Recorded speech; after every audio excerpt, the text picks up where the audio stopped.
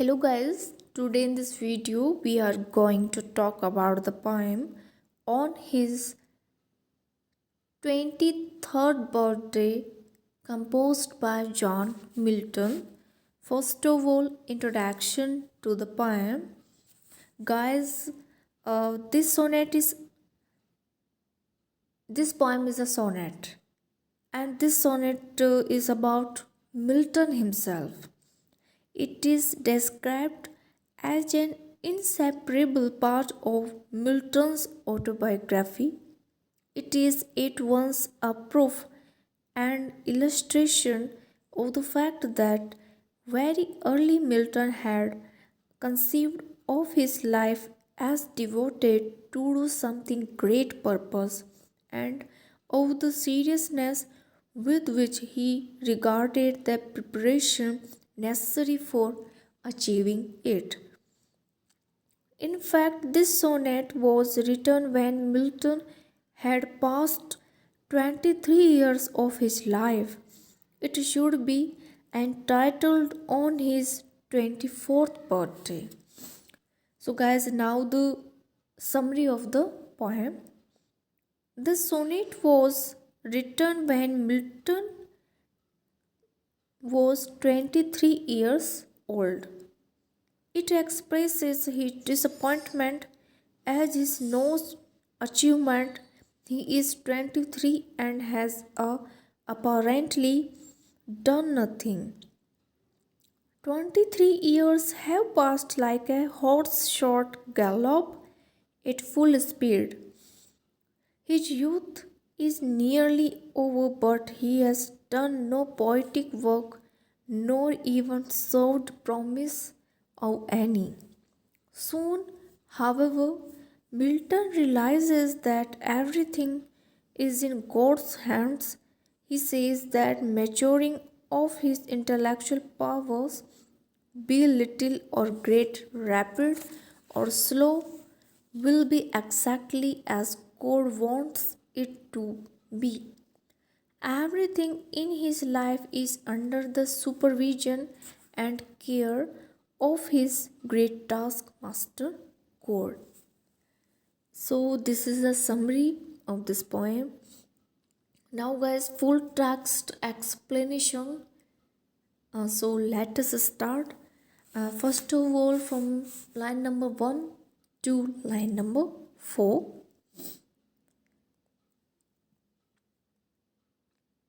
How soon hath time, the subtle thief of youth, stolen on his wing my 23 year.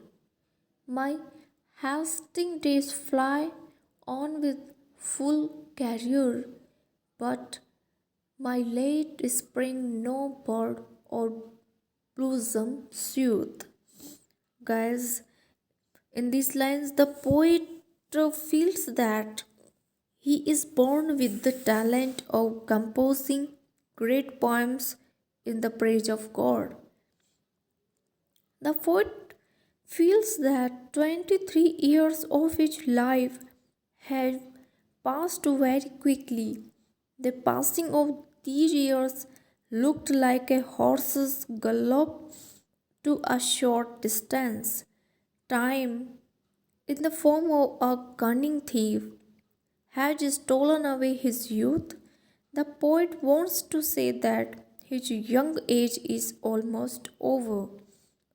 He has not yet composed any poem of great merit, nor even showed promise of any. These lines show Milton's disappointment at his apparent inactivity. These lines also show Milton's sense of high ambition in poetry. Now, guys, the explanation from line number 5 to the line number 8. Perhaps my semblance might deceive the truth that I to manhood am arrived so near, and inward ripeness doth much less appear that some more timely happy spirits induce. Guys, in these lines, the poet says that his outward appearance is quite youthful, but looking at him, people may not be able to form a true estimate of his age. They may not be able to judge that he had almost reached manhood. The development of his mental faculties is lagging still more behind. His poetic talents have not yet begun to reveal themselves. In this respect, he is less fortunate than those whose natural gifts bear fruit in proper course of time. He thinks that it is high time that he himself should be in a position to produce some great poetical work. These are the concluding lines of the octave and of the sonnet. Milton is disappointed. He has done very better till now. Insisted the mood will change to faith in God under all circumstances. So, guys, this is the octet part of this sonnet. Now, the sestet part of the sonnet. Yet be it less, or soon or slow, it shall be in strictest taste, measure even to the same lot, however mean or high, toward which time leads me, and the will of heaven all is if I have grace to use it so as ever in my great taskmaster's eye. The author of this poem is John Milton, and this is sonnet, and this is the sestet part of the sonnet. Uh, this, as I have told you, that this sonnet has great autobiographical value. Milton expresses his disappointment at not achievement, even though he has passed 23 years of his life. In this part of the sonnet, he expresses a wise and noble waiting for God's will.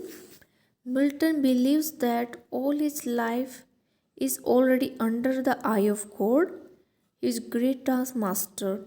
Milton says that everything in his life is under supervision and care of God. If only he has grace to use it. It should be noted that from the beginning, Milton dedicated his abilities to God as a servant to his master. Guys, in these lines mark the change in Milton's mood. He is no longer disappointed. He is wholly or completely under the case of God. God is supervising his life's activities. He knows best what is good for him. So, there is no need to be disappointed.